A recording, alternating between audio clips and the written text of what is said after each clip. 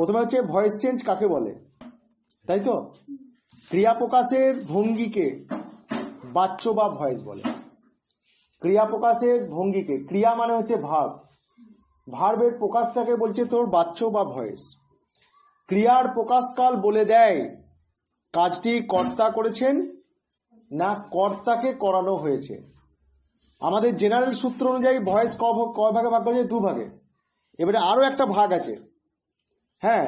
1 number হচ্ছে active voice, 2 number হচ্ছে passive voice, আর 3 number হচ্ছে কোয়াজি প্যাসিভ ভয়েস। কোয়াজি প্যাসিভের ব্যবহারটা খুব কম, রেয়ার ব্যবহার। কোয়াজি প্যাসিভ ভয়েসের বাংলা মানে হচ্ছে কর্মকর্তৃবাচ্য। বাংলায় একবার পড়ে নিবি কর্মকর্তৃবাচ্য কাকে বলে ওখানে, তাহলে ভালো বুঝতে পারবি। এরপর দেখো এই 3টে জায়গার মধ্যে অ্যাক্টিভ ভয়েসে কি হয়? সাবজেক্ট ইজ দ্য অ্যাক্টর, মানে কি সাবজেক্ট অ্যাক্টিভ থাকে, and the verb is active, এবং ভার্বটাও এখানে অ্যাক্টিভ থাকে। কোথায়? অ্যাক্টিভ ভয়েসে। প্যাসিভ ভয়েসে কি হয়? সাবজেক্ট ইজ অ্যাক্টেড আপন অ্যান্ড ভার্ব ইজ প্যাসিভ। হয়েছে? এরপর দেখো, তাহলে যাই হোক, এটা একটা ব্যাপার, বুঝতে পারলি তোরা। এরপর হচ্ছে ভয়েস চেঞ্জে হচ্ছে কমন রুল। একটা ভয়েস চেঞ্জে হচ্ছে, যেমন ধর যদি বলি আমি ভাত খাই, তাহলে এটাকে ভয়েস চেঞ্জ করলে কি হবে? ভাত খাওয়া হয় আমার দ্বারা। ইংরেজি কি হবে? I eat rice. আর প্যাসিভ ভয়েসে কি হবে? Rice is eaten by me. এটা হচ্ছে তোমার সূত্র। এরপর এই সূত্রের মধ্যে কমন রুল, কমন রুল কোনগুলোকে বলে? বাংলা মানে হচ্ছে সাধারণ নিয়ম। যে নিয়মটা সাধারণ নিয়ম মানে কি?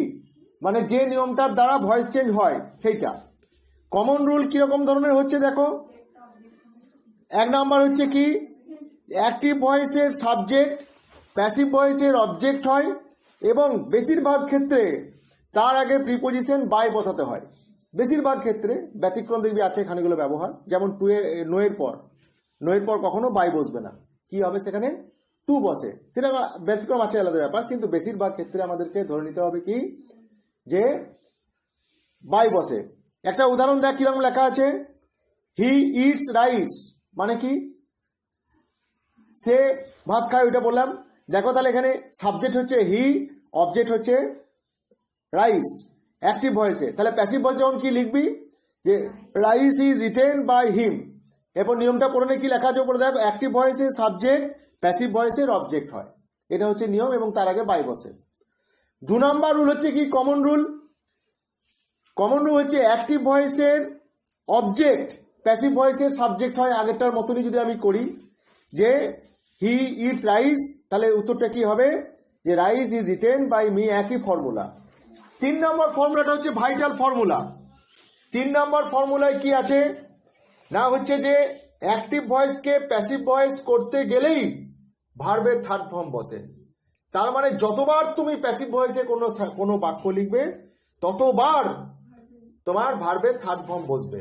এটা যেন মাথায় ঢুকে যায়, যেন ভার্বের থার্ড ফর্ম ছাড়া কোনো প্যাসিভ ভয়েস করা যাবে না। যত প্যাসিভ ভয়েস লিখবি সব থার্ড ফর্ম বসবে। দেখ উদাহরণ কি দেওয়া আছে, go went gone, eat ate eaten, write wrote written. আমাদের ভয়েস চেঞ্জ করার সময় কোনগুলো লাগবে? ইটেনটা লাগবে, মানে 3 নম্বর ফর্মটা। রিটেনটা লাগবে, ইটেনটা লাগবে, গানটা লাগবে, যদি গান দিয়ে হয়, যদিও হয় তাহলে। তাহলে একটা উদাহরণ এখানে দিয়ে দেখ, রাম ইটস রাইস, তাহলে ইটের থার্ড ফর্ম কি? আমরা জানি ইটেন। দেখো সেই একই রকম ভাবে rice is eaten by Ram, passive voice করার সময়। এরপর দেখ 4 নম্বর নিয়ম।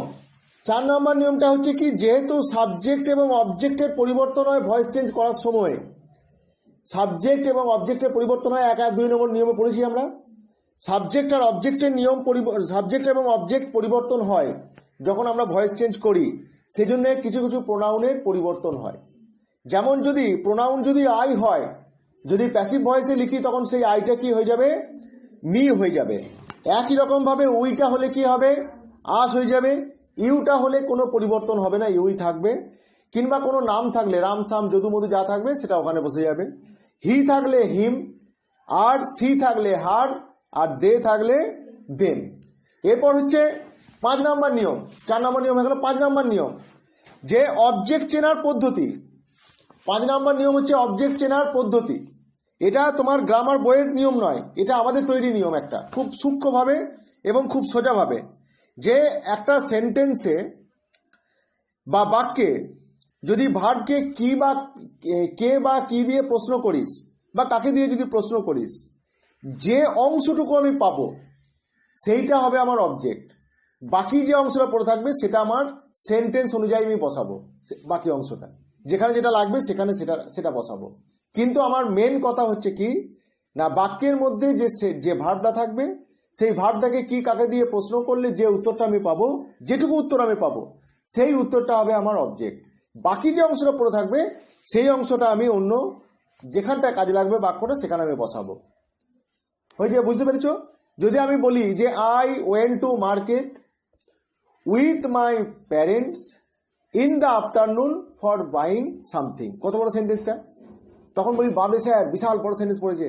কিন্তু আমার ছোটখাটো নিয়ম একটা রয়েছে যে এখানের মধ্যে ভার্ব কোনটা, এখানের মধ্যে ভার্ব হচ্ছে কি বললাম, সেন্টেন্সটা কি বললাম, আই ওয়েন্ট নাকি না কি বললাম? তাহলে এখানের মধ্যে ভার্ব কোনটা? ওয়েন্টটা হচ্ছে ভার্ব। আমাকে যদি ভয়েস চেঞ্জ করতেই হতো, এটা ভয়েস চেঞ্জ যদিও হবে না, ভয়েস চেঞ্জ যদি করতেই হয় তাহলে এটার ক্ষেত্রে কি দাঁড়াবে না, ওয়েন্ট মানে গিয়েছিলে, আমি বললাম কোথায় গিয়েছিলে, তুমি তখন বলবে বাজারে গিয়েছিলাম। হয়েছে? এতটা অবধি।